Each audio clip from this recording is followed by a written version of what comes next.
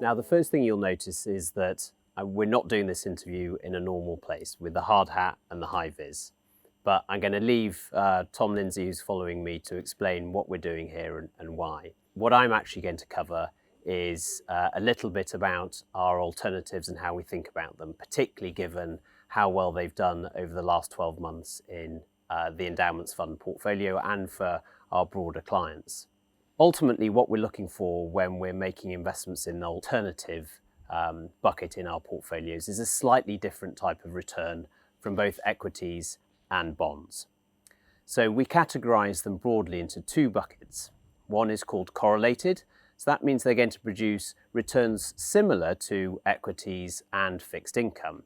So it might consider a private equity investment, an infrastructure investment that has equity-like returns as well as fixed income-like returns, or renewable investments as well. So that's the correlated bucket. On the other side is the uncorrelated bucket. And really there aren't many asset classes that you can own that are uncorrelated to both equities and bonds. But largely in our portfolios at the moment, that comes down to two assets that we own, gold and any uncorrelated absolute return funds, both of which have performed reasonably well so far this year. Now, if we're thinking about correlated and uncorrelated assets within that alternatives bucket, it's important to remember that we will actually allocate quite dynamically across those different assets depending on where we are in the market cycle. So what we actually started to do in late 2018 and early 2019 is start to move some money out of correlated assets to uncorrelated assets to hopefully have a more defensive portfolio. And that culminated with one of the larger moves, both strategically, where we increased our weight to alternatives, but also tactically, where Phil, as he's already mentioned, increased the allocation to gold quite substantially in portfolios. That has helped protect the value as we had that market correction earlier on in the year. So it's important to think that alternative investments isn't just one asset class. There's quite a lot going on underneath, and there's important decision-making process as to the different types of assets and also the different risk exposures that we've got within the portfolio. And ultimately, it's actually ended up being a really important driver of returns, not only over the short term, but also in the long term. And you can see that in this chart here, showing you the return of the alternatives in the Endowments Fund since inception against equities and bonds. And you can see it's been really quite strong. However, the availability of a number of these asset classes means that the weightings perhaps haven't been as high as you might like, given the performance that we've seen.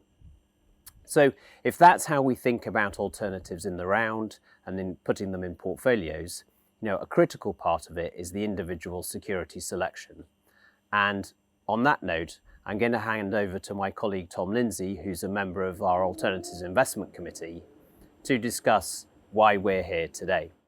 Well, a very good morning to you and welcome to a wet and windy Wycombe market, where you join us at one of Gresham House's most recent battery storage sites.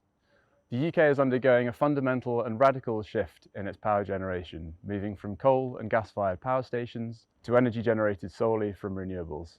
According to the Department for Business, Energy and Industrial Strategy, BEIS, in 2019 over 37% of energy generated in the UK came from renewable sources. That was a 12% uplift on the year before, and over 54% of the energy generated came from low carbon sources.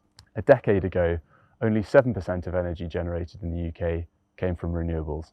While this undoubtedly represents fantastic advance and progress and is something to be celebrated, we must remember that since 2014, the UK has been a net importer of energy. And so while the composition of the energy that we generate is moving towards renewables, actually the energy we consume is still heavily reliant on fossil fuels. So why is this important in the context of Gresham House? Well, one of the fundamental stumbling blocks to incorporating and adopting more renewable energy in the UK is the inability to store and capture this energy and use it at a time when demand is higher. Solar and wind, by their very nature, are variable, and so it is becoming increasingly important for us to find sustainable solutions of capturing and storing this energy and using it when the demand for electricity is greater. In fact, in the first half of 2019 alone, over 6% of the energy that was generated from wind farms was wasted, and often these turbines are turned off or temporarily closed when the grid cannot absorb the excess electricity that they are generating. This wasted energy is the opportunity that Gresham House have identified with their battery storage technology.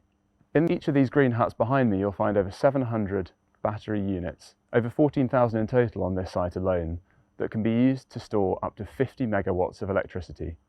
This is electricity that we can soak up when the sun is shining or the wind is blowing and demand is low, and then call upon when times of peak demand, for example, during a break of Britain's Got Talent when people step away to make a cup of tea. Exactly how big is this opportunity? Well, potentially huge. As the mix of renewable energy in the grid rises, we expect the volatility of the power price to increase. This will give Gresham House an opportunity to ultimately capture, harness, and hopefully profit as this volatility rises.